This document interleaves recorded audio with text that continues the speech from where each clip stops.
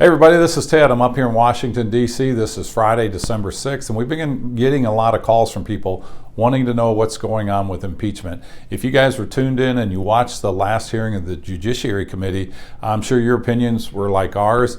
It was very one-sided. It was very stacked against President Trump. The three witnesses that the Democrats kept going to obviously had a very strong hatred and dislike for the president. It's out there. I'm not going to go into that. Let me tell you what we have asked. Being a member of the House Freedom Caucus, we asked Jerry Nadler, who is the chairman of the Judiciary Committee, the minority group on the Judiciary Committee, the minority committee, is promised and guaranteed to have minority witnesses. He did not allow that. So we've asked a letter, and it's been made public, that we want to know when we can have our minority hearing and bring in Adam Schiff as a witness, bring in the whistleblower as a witness, and we want to debunk everything they've said, because about 95% of everything they've brought up is all hearsay that would not stand up in a court of law to convict somebody. What President Trump did was fine. In fact, Professor Feldman from Harvard Law School, he said that what President Trump put this nation and Ukraine at a national security risk by withholding that money. Now let me tell you how bad this is and how disingenuous this is.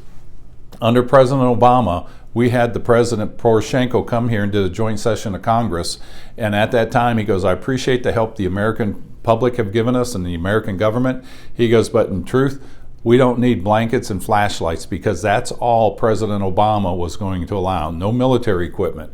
Under President Trump, prior to the phone calls, this happened a year and a half ago, President Trump let them have sold them the Javelin missiles that are the Russian anti-tank missiles.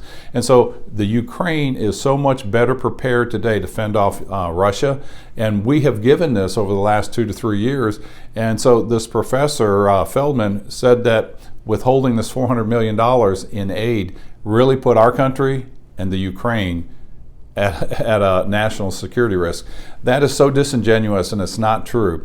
And so this is the way this whole scam impeachment process has gone. I just want to let you know that we've got a request to Jerry Nadler demanding that the minority committee has witnesses and hearings, and we want it before the impeachment vote comes up on the floor. So I just wanted to keep you guys abreast that the Freedom Caucus is still fighting out there, and you guys take care. We'll see you in the district, and have a Merry Christmas.